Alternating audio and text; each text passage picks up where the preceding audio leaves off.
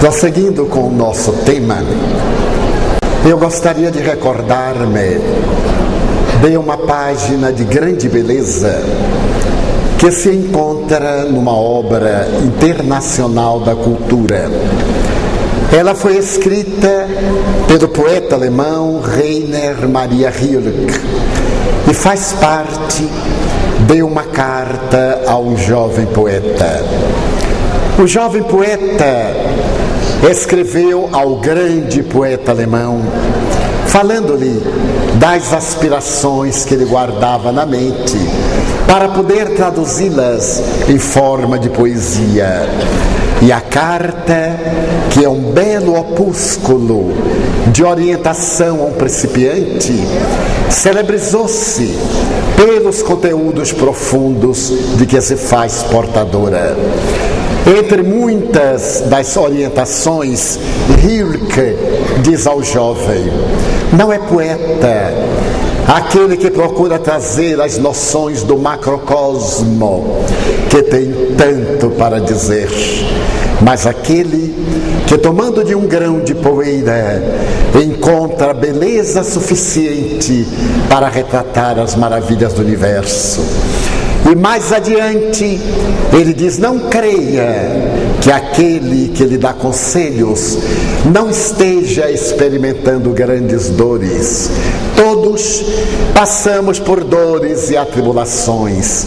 Se aquele que lhe dá conselho, com palavra tranquila e com o coração jovial, não tivesse experimentado ele mesmo as aflições, e não teria nenhum conselho a lhe dar. É de uma profundidade filosófica e espiritual fascinante, porque nós sempre acreditamos que a nossa é a carga mais pesada dentre as muitas cargas que as demais criaturas humanas trazem sobre os ombros. Sempre pensamos que a nossa dor é muito maior do que as dores que assaltam os demais indivíduos. Quando por acaso procuramos a saúde e os resultados não se fazem imediatos, lamentamos, desesperamos-nos e entregamos-nos à rebeldia, que contribui de maneira lamentável para piorar o nosso próprio estado de saúde. O notável cancerologista americano Dr. Bernie Siegel tem ocasião de definir isso com muita propriedade. Seria necessário que nós tivéssemos 4 fés. Uma fé direcionada a 4 posturas da nossa vida. A primeira, a fé em nosso médico. Há pessoas que mudam de médico com a naturalidade com que mudam de penteado. Se recebem o produto farmacêutico, orientação, e o resultado não vem de imediato, logo diz: o médico não está acertando. E transfere-se para outro, que também não vai acertar a passe de mágica. Então essa fé é fundamental, diz o Dr. Bernie Siegel. A segunda fé: tenha confiança no tratamento que você está fazendo. Entregue-se a ele, deixe que ele logre os resultados. Dê tempo ao tempo. Da mesma forma que a enfermidade se lhe instalou a pouco em pouco, ou de golpe, encontrando o campo já preparado, dê ensejo que ela se afaste do seu organismo de maneira compatível com a terapêutica que está sendo ministrada. Terceiro, tenha fé em si mesmo. Não torpedeie a terapêutica com a sua descrença, com a sua má vontade, com o seu pessimismo, com o seu martírio. Eu sou tão infeliz desta, eu não saio. E não sairá. A pessoa não quer sair porque está traduzindo do inconsciente o que gostaria que lhe acontecesse. Então ele diz que é necessário que nós tenhamos fé em si próprio, cada um. Desenvolva desenvolva os seus valores, faça a sua parte. Não há essa magia de que os outros devem fazer a parte que nos diz respeito. E por fim, a quarta, fé espiritual. Acredite em algo, trabalhe em torno da vida, além da vida, instrua-se espiritualmente, adquira valores de ordem transcendental. O corpo é uma indumentária de uso tão rápido e também tão frágil, tão vulnerável. Gasta-se de um momento para o outro. Também não espere que o médico faça tudo por você. Por outro lado, o Dr. Siegel faz uma análise, pelo menos na cultura americana, de como se devem comportar os médicos, com uma certa neutralidade, quase com indiferença. São palavras dele, que os pacientes não devem ser tratados como um caso, em que o médico não se envolva. Aliás, a gente entende perfeitamente esse estado emocional do médico. Se ele envolver-se com cada paciente e levar para casa, não vai resistir. Um paciente recupera-se, chega outro no estado mais deplorável. Um desencarna, ele tem a frustração, chega outro e ele vê a mesma paisagem, angustia-se. Então ele é recomendado na faculdade a ter um tipo de interesse neutro, olhar o paciente como um caso que ele tem que atender, que ele deve solucionar. Mas o Dr. Bernie Siegel, que se tornou revolucionário desde quando ele participou de seminários que foram apresentados pelo Dr. Carl Simonton, seminários que de certo modo deram uma diretriz nova à medicina americana nos anos 70 e 80, ele passou a ver que cada paciente é um paciente, não é um caso, é uma pessoa. E na condição de uma pessoa, deve receber esse carinho emocional. As discípulas de Madre Teresa aprenderam uma terapia muito boa e de resultados extraordinários. A terapia do toque. Elas compreenderam que o paciente, quando está morrendo, nós não temos palavras para dizer-lhe, não temos como confortá-lo se ele não tem fé. Mas se nós lhe seguramos a mão, se nós lhe damos um pouco de sentido humano, que estamos participando, ele acalma-se muito mais e facilmente ele se liberta. É muito curioso, porque dessa tese participa a célebre psiquiatra suíça, naturalizada americana, Elisabeth Kübler-Ross. Ela tem uma frase monumental. Ela diz: você não está ok. Eu não estou ok, então está tudo ok. Já que está todo mundo assim, então está ótimo. Não pode ficar pior. É uma proposta muito boa e ela é considerada a mãe da tanatologia, a doutrina que estuda a morte, porque ela é a grande pioneira do acompanhamento dos pacientes terminais, de propor que se ofereça um psicólogo à família, a um assistente social, que se criem grupos para visitar pessoas que viram desencarnar seus familiares e não sabem como tratar esse conflito, não estão preparados. Os indivíduos estamos preparados normalmente para viver. Somente temos a preocupação de prolongar a vida, de melhorar a vida, de dispor de melhores recursos para que a vida se nos apresente cada vez mais alcandorada. A morte é algo detestável e infelizmente no Ocidente vestiram-na de negro. Graças a Deus, hoje as cores escuras estão na moda. Muito bonito, uma pessoa pálida com uma roupa negra. Fica tão bonito, já parece um semicadáver. Então isso agrada, dá uma certa assistência emocional. Mas as atividades fúnebres, as cerimônias, com toda a litania, a liturgia, é tão trágico, como se fosse o fim do mundo. É apenas o término de uma etapa que deveria ser celebrado com júbilo, com muita alegria. E o Dr. Bernie Siegel propõe que, quando ele era muito jovem, seu ideal pela medicina era fascinante. À medida que ele se adentrou pela faculdade e que foi sendo moldado conforme os padrões da cultura americana, ele foi tendo algum choque, porque ele foi preparado para atender o paciente, para trabalhar pela sua cura e etc. Mas não foi preparado para quando o paciente morre, especialmente na área que ele elegeu, que foi a cancerologia. Na oncologia, os pacientes, quase sempre, com muitas exceções, é claro, chegam nos estados desesperadores.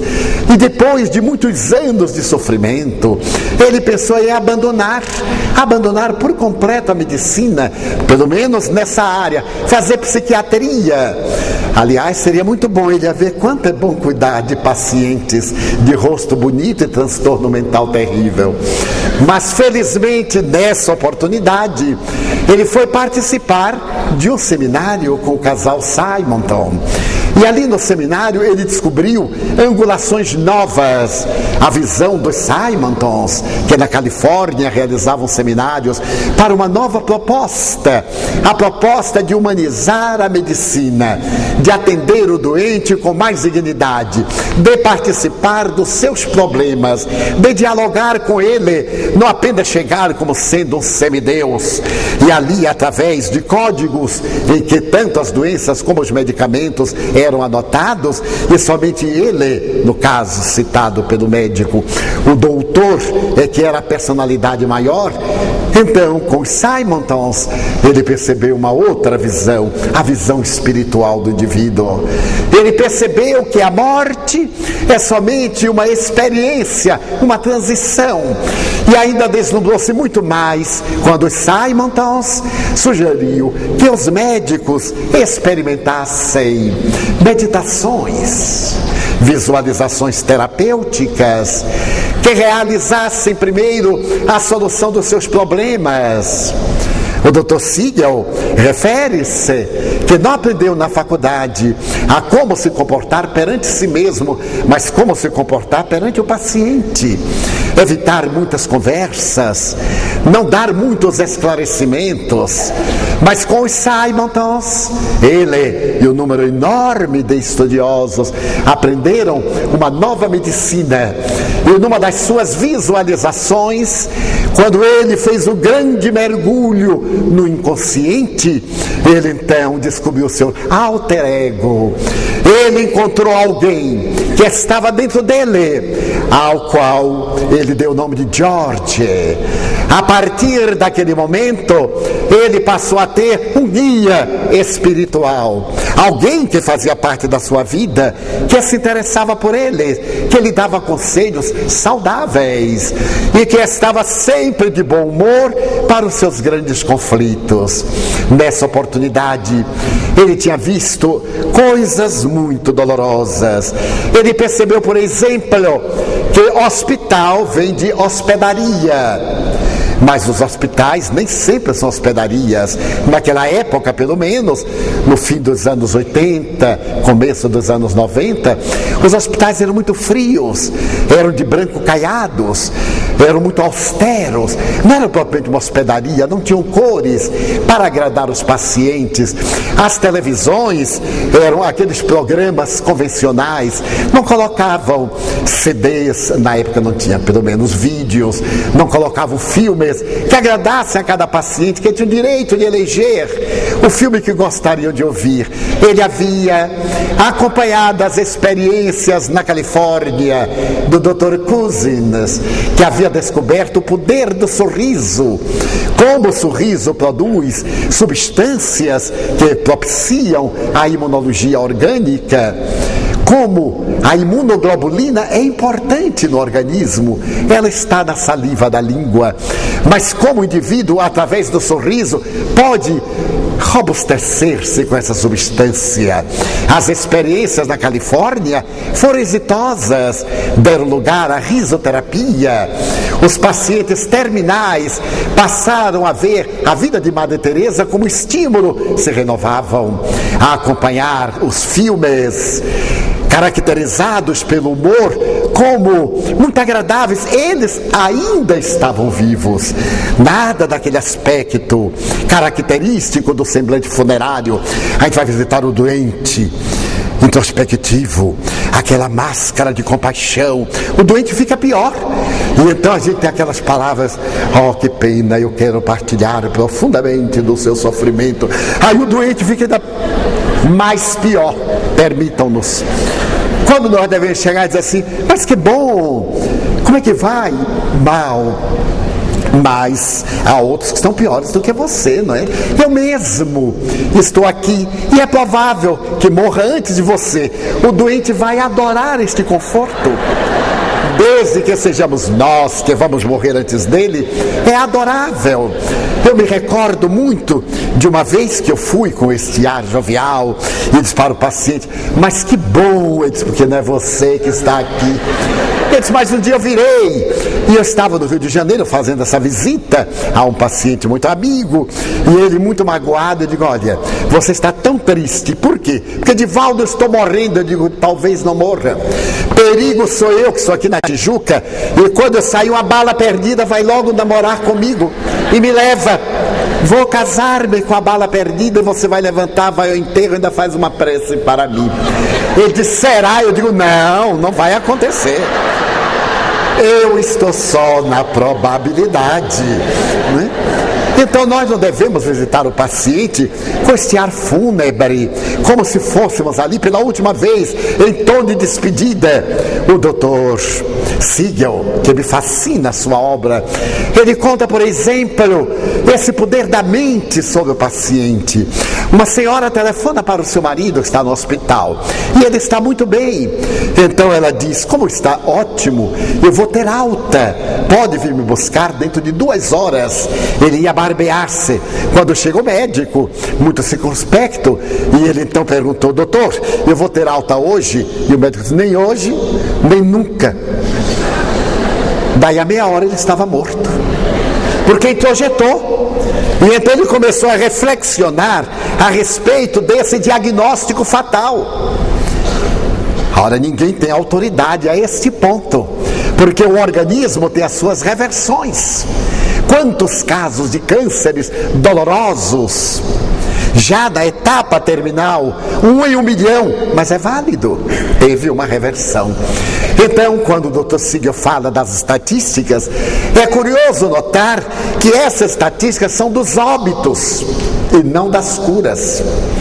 Se, por exemplo, 1 milhão de pacientes, há 10 reversões naturais, mas é uma estatística muito boa, são 10. Então nós, ao invés de dizermos assim: mas 1 milhão, não, eu sou um dos 10. Por que os outros aqui vão ser um dos 10 e não eu? Eu sou um dos 10. Então ele conta a história, uma experiência de laboratório fascinante de alguém que fez uma viagem enorme de mais de 2.000 quilômetros com câncer, com metástase. Veio porque ouviu falar das suas terapêuticas, do seu entusiasmo pela vida, da sua naturalidade, vida-morte, mas também da certeza com que ele podia dar saúde ao indivíduo, não eliminando a doença, um estado saudável, apesar da doença. Mas o paciente chegou muito desgastado e disse: não sei se fiz bem, Dr. Siegel, viajei tanto, mas não sei se fiz bem. Homem, alguém que tem a coragem, com um câncer como você está, de atravessar a América para vir ao meu consultório, depois de viajar 2.000 quilômetros, é um lutador. E você não vai deixar que um câncerzinho qualquer derrube você. É só uma questão de você não deixar. Vamos ver o que é que nós podemos fazer. Eles, mas todos me disseram que eu tenho uma possibilidade em mim, uma probabilidade. Eles, mas que bom que disseram que você tem. Pior se dissessem que há uma probabilidade. Foi-lhe dito que é você quem tem a probabilidade. Vamos lutar. E lutaram, e o homem teve alta. Graças à terapêutica aplicada, bem se vê, mas também ao estímulo. Ele se encontrava numa igreja presbiteriana e, ao sair da igreja onde ele participara do sepultamento de alguém, das exéquias fúnebres, veio uma pessoa discretamente e colocou-lhe um bilhete na mão, deu-lhe um adeus e sorriu. Então, logo que ele pôde, ele abriu o bilhete e leu: faz 10 anos, o senhor operou o meu pai. Ele estava totalmente desenganado. Estava às vésperas dos 80 anos. O senhor operou, deu-lhe muitas esperanças. Quero dizer que quando ele voltou para casa, o aniversário já tinha passado, mas nós comemoramos seus 80 anos. E ontem comemoramos os 90. Muito obrigado, doutor, pelo que o senhor fez com ele. Quando eu li isto, por motivos óbvios, eu disse: ai meu Deus, vou esperar os parabéns de alguém daqui a mais 10. Nunca desanimar. E quando ontem alguém disse assim: Divaldo, que Deus lhe dê mais alguns anos, eu digo: alguns quantos? Porque eu não quero algunzinhos, não, eu quero alguns muitos. Olha esta, que é semblante de cadáver, que Deus lhe dê alguns anos de vida. Como alguns? Que me dê muitos anos de vida, mais 20, 30, 40, 50, sei lá. Todos esperam que nos anos 20 a medicina já se desenvolveu tanto. Eu vou chegar lá só para ver. Desejo chegar para ver e beneficiar-me. Mas eu disse mais ou menos assim a alguém: porque é horrível a gente completar certas idades, determinadas idades, depois de certo número de anos. As pessoas vêm com aquele ar de que a gente está vivendo por caridade divina, já devia estar morto há muito tempo. E então chega assim: mas tudo isso? Eu digo: somente isso? Que coisa, que prazer o povo tem na morte dos outros. E então começaram a mandar telegramas há 2 meses. Eu me lembrei de Chico Xavier: que pressa é essa? Eu não estou com nenhuma pressa, o que puder retardar. E então eu disse ontem a Deus: olha lá, o Senhor nos ensinou que deveremos lhe pedir muito. Eu não estou lhe pedindo muito, somente mais 50. Agora o Senhor pode cortar metade, estamos muito bem. Eu tenho amigos que chegaram aos 105 anos, pais de amigas minhas, 105 anos, lúcidos, maravilhosos, Deus é quem sabe. Mas chegaram. Porque então essa precipitação é que nós não acreditamos na vida e temos muito medo da morte. Pois eu acredito na morte e não tenho medo da vida. Desencarnar é um fenômeno biológico tão natural como renascer. Todos nós, a partir dessa idade, que é muito ruim dizer quantos anos, a partir dessa idade, estamos sujeitos a quê? A desencarnar cada dia. Então vamos viver intensamente cada dia, não como se ele fosse o último, mas como se ele fosse o mais importante da nossa vida. Do que adianta uma vida larga e inútil, uma vida que se prolongou por muitos anos, assinaladas pelo pessimismo, pela amargura, pelo desencanto. Então uma vida breve, enriquecedora. Jesus morrendo aos 32 anos, Francisco de Assis morrendo aos 44. Vidas que valem por milhares de vidas. Então o Dr. Bernie Siegel teve a ocasião de dialogar com o médico, seu amigo Wright. E isso para ele, na sua radiografia de evolução, foi muito importante, porque o Wright havia feito um câncer e estava num estado muito deplorável. Então, nesse estado deplorável, ele, que havia chegado ao hospital muito alegre para receber o resultado da biópsia, saudando as enfermeiras com júbilo, quando veio o resultado, ele mudou de comportamento. Esse mesmo moço colocou a máscara da amargura no coração, ficou desanimado, fechou-se. O Dr. Siegel foi visitá-lo e disse-lhe: Wright, você teve tuberculose, você sabe como é isto? Ele disse: sei. Eu era muito jovem quando fui internado no sanatório com o diagnóstico de tuberculose. Naquele tempo, os processos terapêuticos eram ainda muito primários, muito embrionários. E depois de 1 ano de internamento, eu recuperei a saúde, porque o diagnóstico estava errado. E então Siegel diz: mas eu também. Quando eu era jovem, eu estive internado em um sanatório de tuberculose. E lá eu percebi 2 tipos de pacientes: aqueles que vão morrer e aqueles que vão lutar. Quando chegava um paciente novo, nós, o grupo de luta, logo conquistávamos para o nosso lado, para que aqueles fúnebres não levassem para o seu lado. Olha, não vai ter jeito, a tuberculose é incurável, e então se deixavam consumir.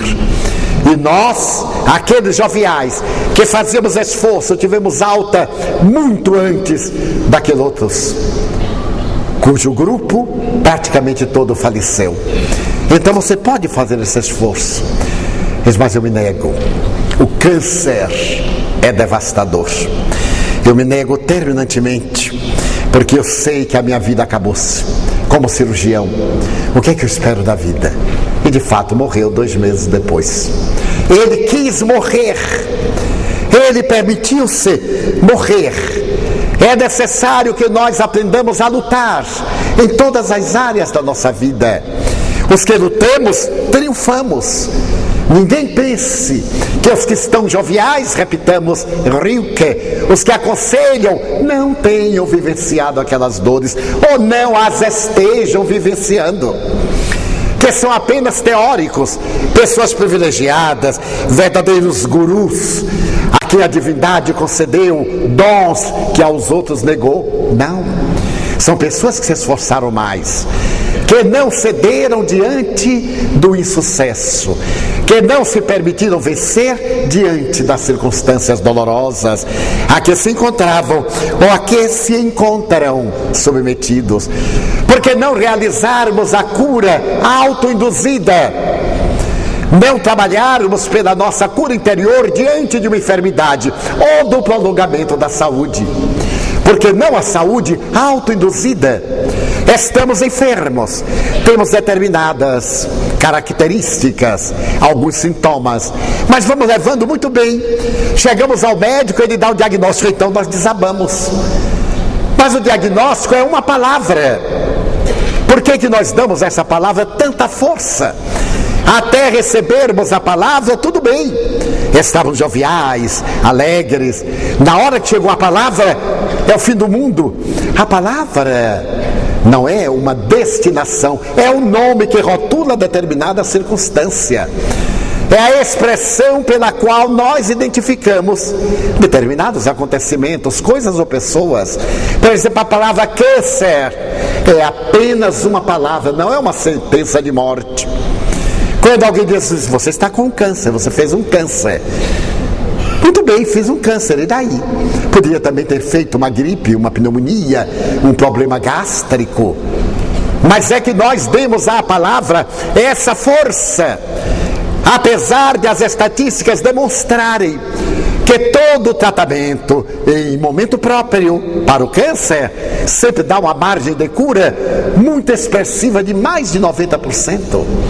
Mas é a palavra, nós introjetamos e ainda tem aqueles, eu sou um canceroso, eu sou, não vai ficar bom nem na outra encarnação, mas eu estou canceroso, eu estou presidente da república, eu estou deputado, eu estou escritor, amanhã não estarei mais, mas eu sou uma pessoa, eu sou um indivíduo com possibilidades inimagináveis para vencer e para triunfar.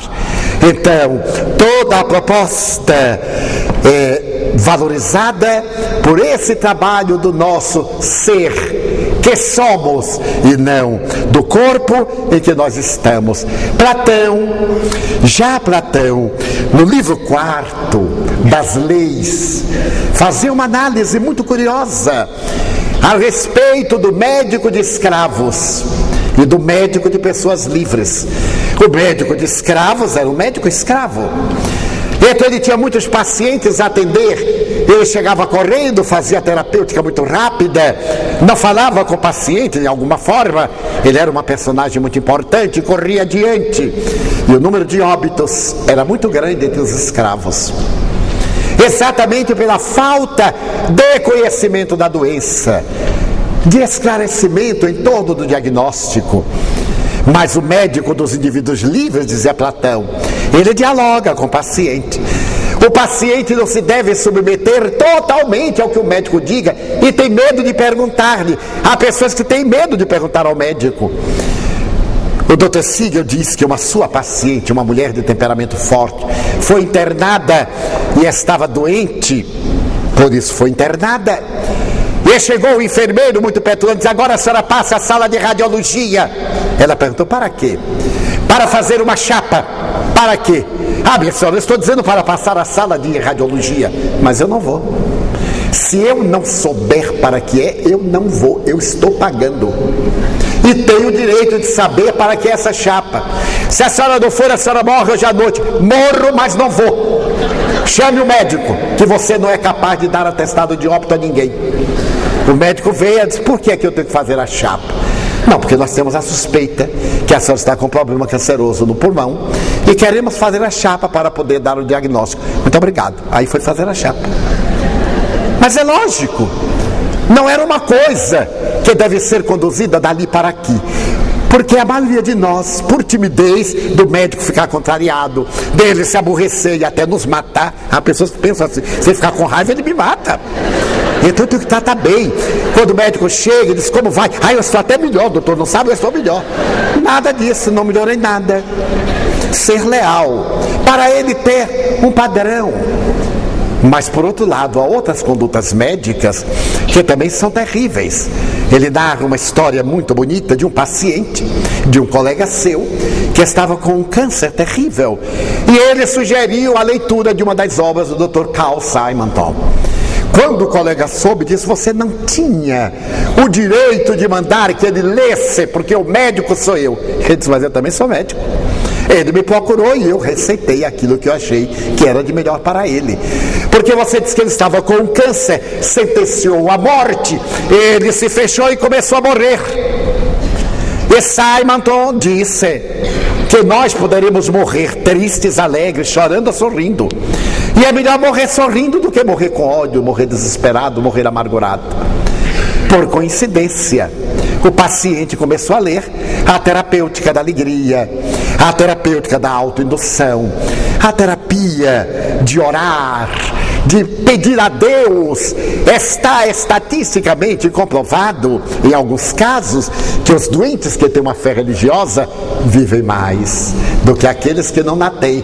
Hoje, através de pesquisa computadorizada por pacientes escolhidos aleatoriamente, os que oram e os que não oram, aqueles que recebem orações de estranhos que não sabem do seu problema e aqueles que não as recebem, aqueles que sabem que alguém está orando por eles e que oram também, em relação àqueles que nada sabem. Estatisticamente, estes vivem muito mais, têm as dores diminuídas com muito mais facilidade do que estes outros. Então a mente tem um poder extraordinário. Se nós examinarmos a problemática placebo, tão aplicada e raramente divulgada, negada tenazmente até os anos 80 pelas maiores academias e hoje aceita no dia a dia, refere-se o médico a um caso muito característico de um paciente seu que estava na ala dos desesperados, com um câncer generalizado, quando ele recebeu uma substância que naquele momento se apresentava como verdadeira salvação, o Crebizon. Então ele resolveu aplicar em determinados pacientes, mas seu amigo, que estava numa situação muito pior, não era recomendado. Ainda era uma fase experimental do produto, mas o amigo lhe disse: siga, eu estou morrendo, você não vai perder nada, mas é que o produto, mas se ele apressar a minha morte, até um benefício. E ele resolveu aplicar o remédio no sábado. E na segunda-feira, quando ele voltou ao hospital, ele estava certo do óbito do seu paciente. Os tumores enormes, do tamanho de uma laranja, nas axilas, em várias partes do corpo. Na segunda-feira pela manhã, encontrou o paciente jovial, os tumores haviam diminuído. Ele estava jovial na enfermaria, corria de um lado para o outro, falava de saúde. 2 semanas depois, o câncer havia regredido. 1 mês, ele pôde viajar para casa, pilotando o seu próprio avião, a uma altura de 3.000 metros. Saudável. Mas logo depois, 6 meses, os jornais fizeram uma grande campanha contra o Crebizon, dizendo que era inútil, que era um remédio que havia decepcionado a Associação Médica Americana. E então o paciente leu, e 2 semanas após, a enfermidade voltou terrível, e ele veio no estado desesperador. Então o Dr. Siegel lhe disse: mas isso é coisa de jornal. Apraz a muitos periodistas o escândalo. Você veja, não é nenhuma autoridade médica que assinou. Tentou animá-lo. E ele disse: mas foi uma fraude aquilo, eu estou morrendo. O Dr. Siegel resolveu deixar passar uma semana, manteve-o e disse: você é um homem feliz. Imagine aqui o telegrama que eu acabo de receber de um grande laboratório. Eles conseguiram corrigir a deficiência do Cremison. Era problema de embalagem, de temperatura, retificar, e agora está com poder duplo. Um poder duplo de cura. O paciente esbugalhou os olhos, ficou ansioso, mas vamos ver se chega, né? E ainda fase experimental provocou nele essa ansiedade positiva. E daí a poucos dias apresentou-lhe o produto. Tirou naturalmente a caixa e disse: olha aqui. Naturalmente esse que tem uma força dupla vai libertá-lo para sempre do câncer. E aplicou-lhe a substância, e o resultado foi espetacular. Ele recuperou-se com mais celeridade do que da primeira vez. A recuperação foi tão perturbadora que outros médicos procuraram saber do Dr. Siegel como havia sido a aplicação do produto. Em realidade, ele havia aplicado água destilada. E o paciente ficou radicalmente curado. Voltou no seu avião para casa. E a campanha contra o Cremison continuou. E ele leu agora numa revista médica. Então introjetou o conflito e morreu em uma semana com o câncer. Mas é um dado estatístico das suas pesquisas no laboratório sobre o poder da mente. Poder mente-corpo. Então ele se apoia nas experiências realizadas na Universidade de Harvard pelo Dr. David Bohm, quando ele conseguiu identificar que há algo maior do que o soma, que ele deu o nome de significado, soma significado, que corresponderia ao nosso eu espiritual. O Dr. David Bohm é uma personalidade da física quântica, sem nenhuma vinculação religiosa, sem nenhuma proposta filosófica, é um cientista. Pois sim, foi ele quem descobriu na mente a produção da substância que proporciona a saúde quando se ama.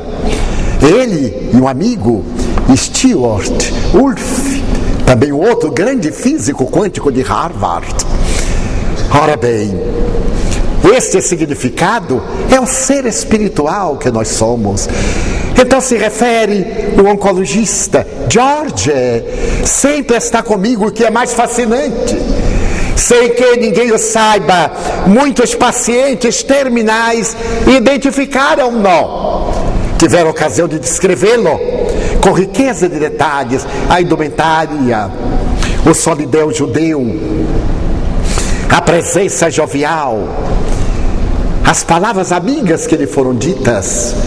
Então, o Dr. Siegel assevera que a fé espiritual é de grande relevância em qualquer processo de enfermidade. Mas se ela é de grande relevância na enfermidade, não será na preservação da saúde? Manter a saúde integral, essa saúde interior que é resultado da paz de espírito que nós vamos desenvolvendo através dos nossos atos retos, das nossas atitudes corretas, dos pensamentos salutares que nós podemos cultivar de uma maneira saudável. Sim, é claro.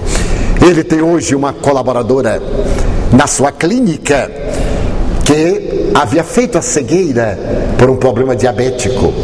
E ela estava certa feita no restaurante, totalmente cega, sentada a uma cadeira, e pressupôs que a mesa estava próxima.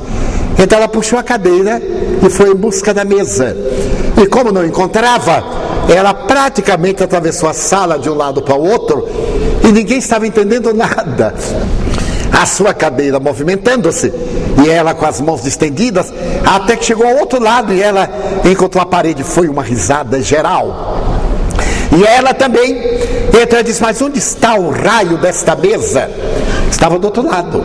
Ela era cega, ninguém sabia o que ela estava procurando, então ninguém a ajudou. Muito bem, ela tem um espírito de otimismo de tal natureza que conseguiu a reversão da cegueira e passou a ser uma das suas orientadoras nessa terapia do autoencontro.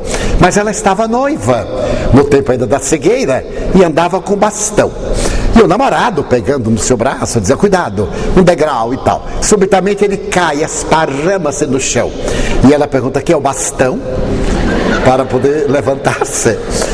Então nós vimos aí o valor da autoterapia, dessa terapia maravilhosa que a pessoa pode ter na mente.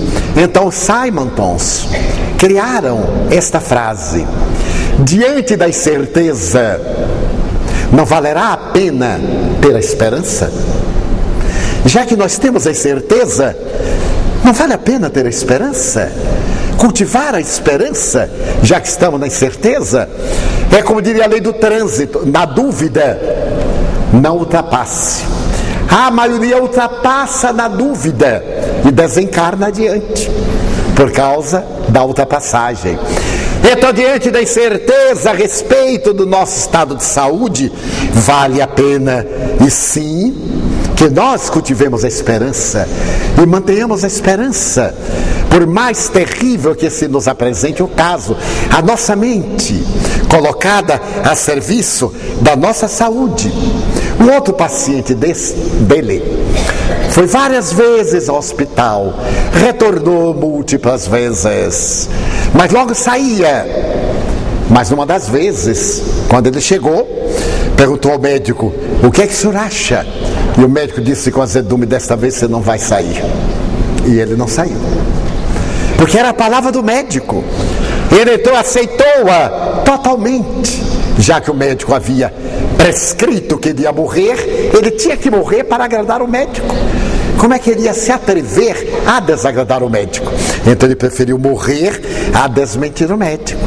Nós não vamos desmentir a ninguém, nós vamos viver, porque o médico também, no seu momento próprio, adoece. E com todo o respeito que nos merece a classe médica, eu conheço alguns que, quando se fala que eles vão tomar uma injeção, ah, meu Deus, ficam pálidos, preferem drágeas. E quando tem que fazer uma terapia mais grave, naturalmente mudam de comportamento. É natural, porque eles conhecem o problema, eles acompanham. Então é saudável que nós mantenhamos a nossa visão otimista da vida a respeito do nosso corpo, com as 4 expressões de fé. Ele colocou fé no plural, as 4 fés. É uma forma genial de estabelecer um novo conceito, com a fé em si mesmo, com a fé no médico, com a fé no tratamento e com a fé espiritual, enfrentar as dificuldades e evitarmos, acima de tudo, as tensões. O Dr. Seeley, que criou a palavra estresse, acompanhando esse problema das tensões do indivíduo, nós nos deixamos tensionar demasiadamente por qualquer coisa, nos permitimos desequilibrar. E graças a isso nós fazemos doenças desnecessárias. Uma análise estatística americana confirma que crianças estressadas fazem muito mais problemas de leucemia do que crianças tranquilas.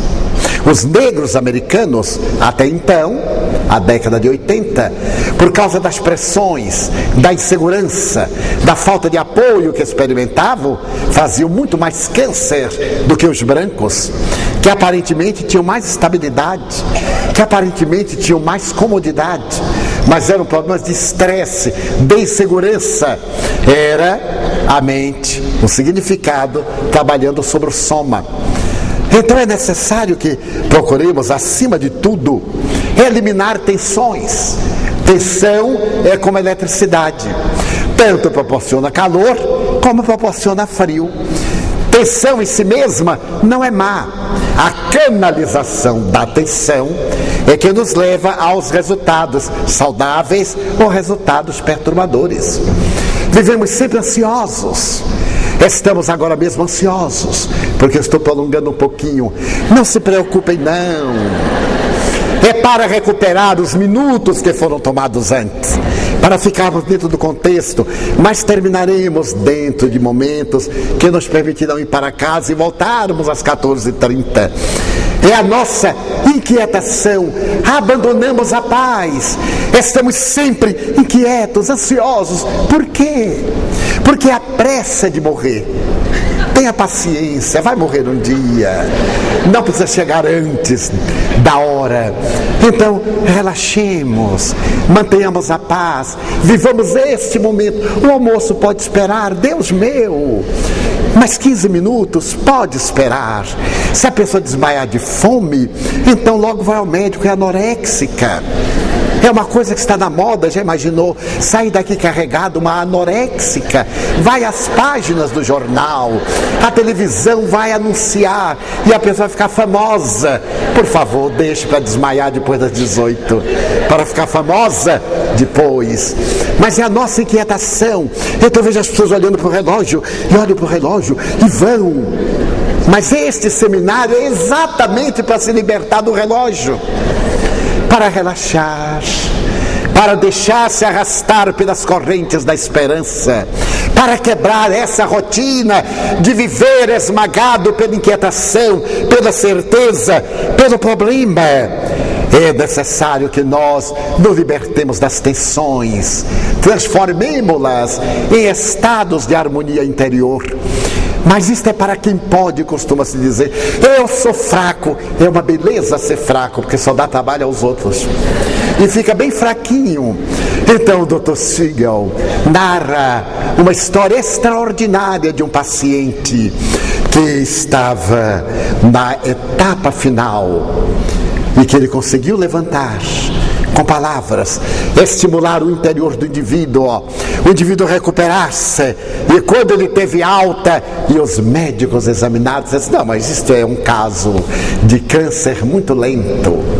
O paciente viveu 20 anos, era um câncer muito lento, tão lento que ele morreu de outra coisa.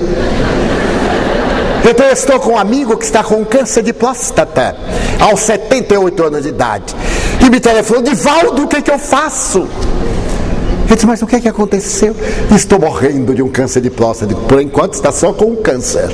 O morrendo é você. Ah, mas o médico não sabe o que fazer. Eu digo: não me diga isso. Todo médico sabe o que fazer. Você quer que ele faça logo, ele está pensando no seu caso.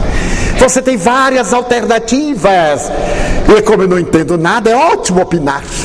Quando entende, não, a gente tem responsabilidade, mas quando não entende, então a gente opina. Você tem várias alternativas, tem a cirúrgica. Ah, mas eu já tenho 78 anos, ele diz que é risco de morte. Pronto, elimina-se a cirurgia. Você pode tomar hormônios. Ah, mas tem o perigo tomar hormônios muito tempo. Mas você está morrendo e pensa em tomar hormônio muito tempo? Tome por 3 meses, 4 meses, 6 meses, enquanto não fizer efeito. Quando fizer efeito, morra do câncer. Você tem 2 opções: morrer do câncer na semana que vem ou morrer do hormônio daqui a 20 meses. Opte pelos 20 meses. Ah, mas diz que é muito perigoso. Eu digo: então você vai fazer uma outra cirurgia, vai interromper o hormônio masculino. É uma cirurgia fácil, você fica bem dentro de 3 dias. Vai interromper o hormônio masculino, então mais dificilmente o câncer se propagará. Terá apenas 5% o organismo vai produzir da glândula suprarrenal. Olha como eu estava deputado. E então fui falando, eu disse: meu Deus, eu estou incorporado, não é possível. E então fui mais adiante. E você então vai poder ter uma vida. Ai, Divaldo, mas se interrompeu, o que será de mim? Eu digo: aos 78 anos, Deus já lhe desencarnou. O que será de você? Já aconteceu, o que será? Ah, mas o que é que eu faço? Eu disse: mas meu filho, eu lhe dei 3 alternativas.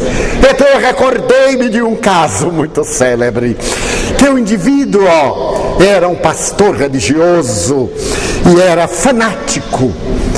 e começou uma chuva muito grande. Tudo isso acontece na América do Norte, que é lindo. E então naquela cidadezinha havia uma imensa represa e o corpo de bombeiros começou a evacuar o lugar, porque a represa ia arrebentar e ia inundar-se tudo. Quando chegou à igreja, o pastor disse: eu não saio, Deus me salvará.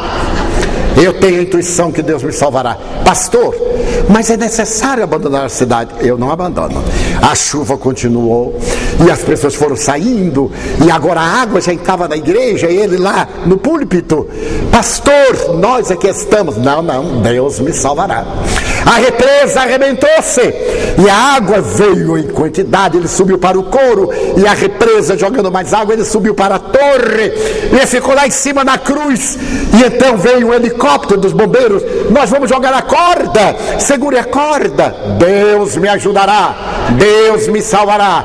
E então a água cobriu e ele desencarnou.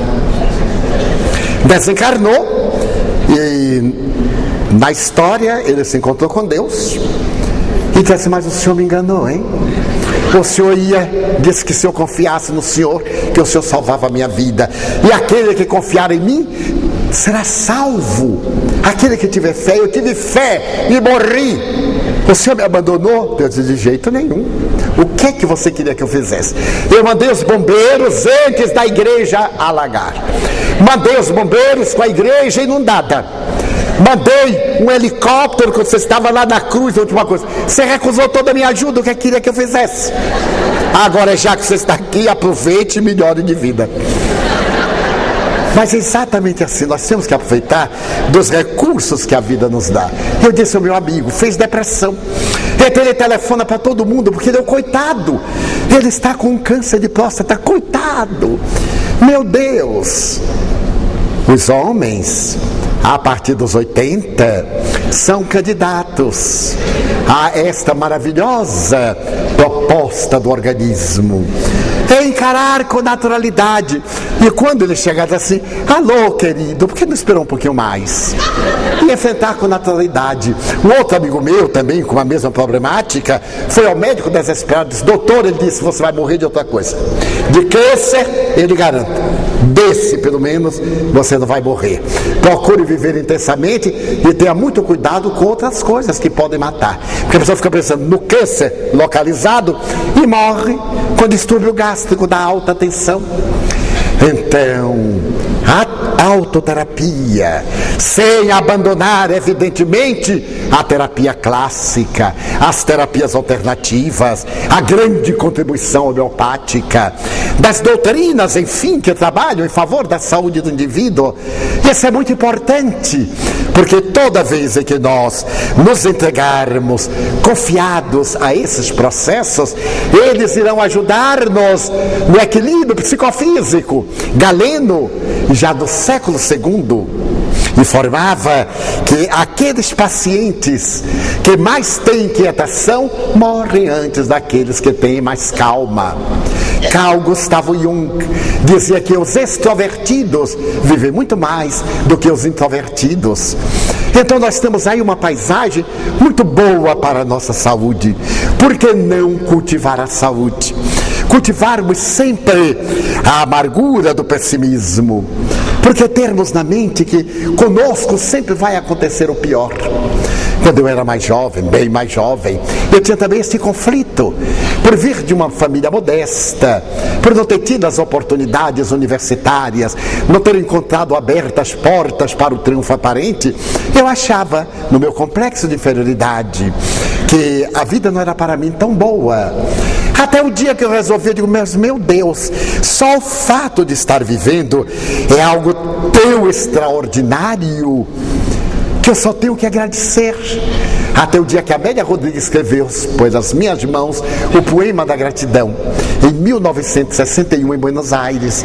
Quanto nós temos para agradecer: a visão, a audição, a palavra, o pensamento, a locomoção, o lar, os amigos, o ar que respiramos, o alimento que ingerimos, tudo isto, e não valorizamos. Quando há apenas uma escassez, nos aferramos a esta escassez e desvalorizamos tudo aquilo que são bênçãos. Então é necessário que passemos a cultivar as bênçãos em detrimento das limitações. Estamos na terra para ser felizes. Não permitamos que a força dos maus nos faça mal. A intriga, a maledicência, a competição doentia e mórbida. Não. Tenhamos autoconfiança. Só me acontece o que é de melhor para o meu processo da evolução. Coloquemos isto no âmago do ser que somos e veremos que somente nos acontece o que é de melhor para nós. Uma grande paz toma conta de nossa vida. Se aprendermos a orar e orar com entrega total, se nos dispusermos a orar na certeza de que nossas preces serão ouvidas, claro, além de ouvidas, são respondidas. Adquirimos tantos mecanismos falsos. A sua prece é mais importante do que a minha, porque você é mais evoluído do que eu. Mas que infantilidade! Como é que eu poderei orar por alguém com mais amor do que o dono do sofrimento? Agora, o dono do sofrimento é que não se ama. E como não se ama, ele tem resíduos muito graves de perturbação que lhe dificultam o estado de equilíbrio.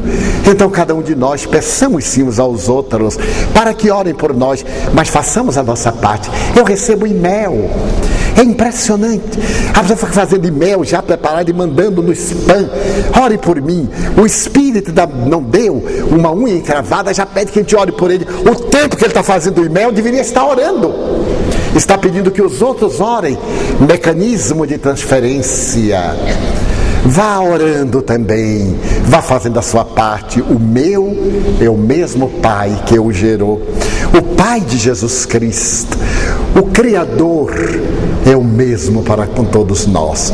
Então oremos, entreguemo-nos. Aprendi o hábito de dizer: eu estou nas suas mãos, faça conforme a sua vontade, eu vou fazer a minha parte. Viajando muito nesses dias difíceis que nós atravessamos com a aviação no Brasil, e ainda estão alguns dias difíceis, eu chegava ao aeroporto e dizia assim: eu fiz a minha parte, estou aqui 2 horas antes, fiz o check-in, preparei-me, estou preparado. Mas agora o que acontecer, eu não vou resolver, mas também não vou me aborrecer. Não vou me desequilibrar, porque eu não vou poder mudar. Não vou surrar o funcionário que não tem culpa. Ele, coitado, está fazendo o que manda a empresa, ele tem que mentir. Ou ele perde o emprego, ele tem que sair dentro de poucos minutos, porque senão ele vai demitido. Temos que nos colocar no lugar do outro. Então não me afetou. Estava em Natal, quando houve a greve, às sexta-feira, às 20 horas. Eu deveria viajar às 5 da manhã do sábado, tinha compromisso no sábado. Os amigos disseram: Divaldo, o que você vai fazer? Ele quer fazer esperar. Mas ninguém sabe quando vai acabar a greve. Pega um ônibus. Ah, mas são 20 horas de ônibus. Ué, mas todo mundo viaja de ônibus. Por que eu não posso viajar de ônibus? Ah, mas nós não vamos deixar. E não me venham com pieguismo. Eu farei exatamente o que achar de melhor. E se vocês não concordarem, não importa, porque eu farei da mesma forma. Então fiquei bem tranquilo, terminei a palestra, fui para casa, a greve, o horror em Natal, as filas. Eu fui às 5 da manhã. Eu sabia que não ia ser, mas eu fui, o que é que fazia mal? Ficar em casa deitado? Não, fico lá sentado. Aí fiquei sentado, 10 horas, meio-dia, acabou a greve, 2 horas. Então alguém passou dizendo assim: olha, já tem uma vaga. Eu entrei na vaga, cheguei aqui ótimo, em paz. À noite estava na reunião, em paz. Outros se atiraram no chão, se despedaçaram, tiveram prejuízo. A gente compreende, mas não resolveu, piorou o problema. Eu vi um funcionário ser agredido por um homem. Disseram, ele estava muito nervoso, mas agrediu uma mocinha frágil que está ali ganhando dinheiro. Não é nervoso, é também deseducação, é desequilíbrio emocional, é desequilíbrio espiritual, é covardia moral. Ele fosse agredir o responsável pela greve, não a moça. Pegava um avião, ia a Brasília, descobria que era e dava uma surra. Agora, na pobrezinha, as nossas reações são irracionais. Quando ele saiu vitorioso, ainda bateram palma. E ele pensa assim: que covardia, hein, cara? Que covardia. Nela você bate. Mas no outro homem eu duvido. Quer dizer, não era eu não, hein? Mas para ver como as nossas reações são infantis, se não estúpidas. Ele perdeu o dia, a moça chorou, ficou desesperada, desequilibrou. Depois eu fui falar com ela: minha filha, nós estamos numa sociedade selvagem, não fique triste não, você é tão bonita. Fique só um pouquinho triste que é capaz de arranjar um namorado. O namorado adora a moça bonita, assim, triste, ele vai perguntar o que é. Vocês acabei um noivado, ele diz: noiva comigo. Então, ela sorriu, pobrezinha. Como é que nós nos permitimos isso? Civilizados, éticos, cultos e curtos de valores morais. Então a paz é muito importante. Nessas coisas, interferirmos de uma maneira jovial, deixarmos um pouco de alento, dar um pouco de esperança. Eu voltava da Guatemala na terça-feira pela madrugada, e quando eu peguei o voo Guatemala-Panamá, um funcionário da alfândega era muito rude. Então ele disse: o senhor não botou um selo que tinha que botar aqui? Eu disse: onde é que compra o selo? Ali, não viu não? Eu digo: não, senhor, eu sou míope.